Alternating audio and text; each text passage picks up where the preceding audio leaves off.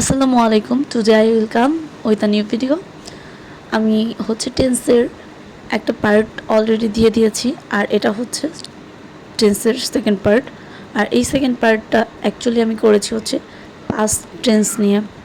তো first of all start করা যাক। পাস্ট ইনডিফিনিট টেন্স, আমরা জানি পাস্ট টেন্স অর্থ হচ্ছে অতীতের ঘটনা। তো পাস্ট ইনডিফিনিট টেন্স মানেও সকল ধরনের অতীতের ঘটনা নিয়ে কথা বলবে। সো পাস্ট ইনডিফিনিট টেন্সটা চেনার জন্য আগে আমাদের স্ট্রাকচারটা জানতে হবে, সাবজেক্ট প্লাস ভার্বের টু প্লাস অবজেক্ট।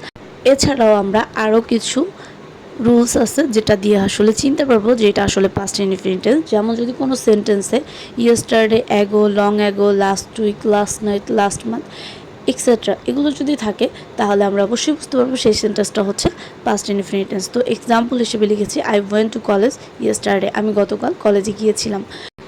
এই সেন্টেন্সটার মধ্যে দুইটা সাইন আছে পাস্ট টেন্স চেনার জন্য। একটা হচ্ছে ভার্বের টু, যেমন গো এর ফ্রম হচ্ছে ওয়েন্ট, ভার্বের টু ফ্রম যেটাকে বলা হয় পাস্ট ফ্রম, আর আছে হচ্ছে ইয়েস্টারডে। নেক্সট হচ্ছে পাস্ট কন্টিনিউয়াস টেন্স। ওকে, পাস্ট কন্টিনিউয়াস টেন্স চেনার জন্য আগে অবশ্যই এটার একটু গঠনটা জেনে নিতে হবে বা ডেফিনেশনটা একটু বুঝতে হবে। কোনো কাজ চলছিল, হচ্ছিল এরূপ বোঝায়, তাহলে সেটা হচ্ছে পাস্ট কন্টিনিউয়াস টেন্স হয়। তো পাস্ট কন্টিনিউয়াস টেন্সটা জানার জন্য অবশ্যই স্ট্রাকচারটা জানতে হবে, subject plus was were plus verb plus ING plus object. তো এখন একটা এক্সাম্পল দিয়েছি, আই ওয়াজ রিডিং এ বুক। ফার্স্টে দেখো সাবজেক্ট আছে, তারপর ওয়াজার যেটা আমাদের সাবজেক্টের সাথে যাবে সেটা বসাইছি, তারপরে ভার্ব বসাইছি রিডের সাথে আইএনজি যোগ করেছি, তারপর অবজেক্ট দিয়ে আমি এই সেন্টেন্সটা কমপ্লিট করেছি। থার্ড হচ্ছে পাস্ট পারফেক্ট টেন্স। এই টেন্সটা একদম পাস্ট ইনডিফিনিট টেন্সের মতো। সো এটার গঠনটা একটু আমাদের অবশ্যই জানতে হবে, সাবজেক্ট প্লাস হ্যাড প্লাস ভার্বের থ্রি প্লাস অবজেক্ট। আচ্ছা, ভার্বের থ্রিকে আমরা পাস্ট পার্টিসিপল ফর্মও বলতে পারি। এক্সাম্পল লিখেছি, আই হ্যাড ইটেন রাইস।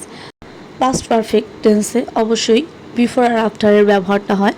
তো এই ক্ষেত্রে একটু নিয়ম আমাদের জেনে রাখতে হবে, সেটা এরকম, বিফোরের আগে যদি পাস্ট পারফেক্ট হয় তাহলে বিফোরের পরের সেন্টেন্সটা হবে পাস্ট ইনডিফিনিট টেন্স। আর যদি আফটারের আগে যদি পাস্ট টেন্স হয় তাহলে আফটারের পরে হবে পাস্ট পারফেক্ট টেন্স। বিফোর আর আফটারের রুলসটা ক্লিয়ার হওয়ার জন্য নিচের এক্সাম্পলগুলো একটু খেয়াল করো।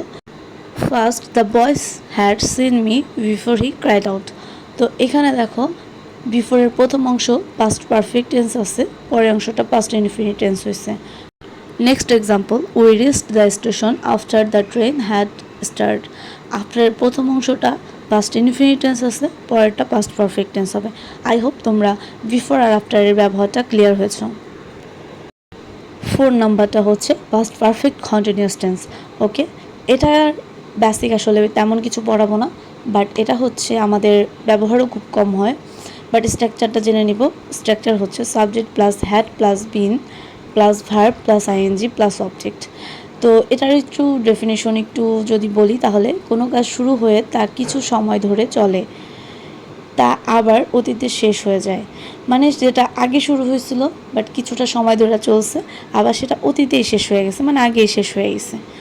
তো এটার এক্সাম্পলটা লিখেছি, I had been waiting for 2 hours. আমি 2 ঘন্টা যাবত অপেক্ষা করেছিলাম। যদি এক্সাম্পলটা দিয়ে একটু বুঝতে চাই, আমি 2 ঘন্টা বসেছিলাম বা অপেক্ষা করেছিলাম, সেই কাজটা কিন্তু তখন চলেছিল, আবার 2 ঘন্টা আগে এটা শেষ হয়ে গেছে।